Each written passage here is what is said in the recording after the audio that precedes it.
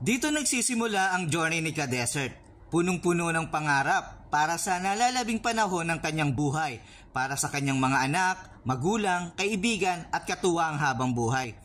Lumipad na ang eroplano kasabay ng paglipad ng mga alaala ng kahapon.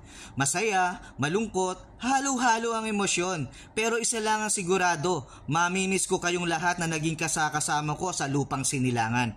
Kasing tayog nito ang daladala kong pangarap. Pangatlo na to kaya sisiguruhin kong may maitatabi ako sa aking pagtanda. Di ko man alam kung ano ang aking dadatnan, pero sa tulad kong naghahangad ng kaunting kaginawahan, tiyak kakayanin ng lahat para sa pangarap.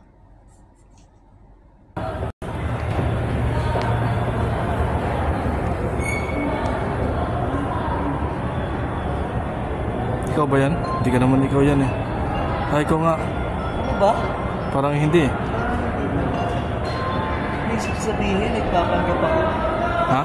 Nagpapanggap lang pala. Mapagpanggap ka pala. Matapos na.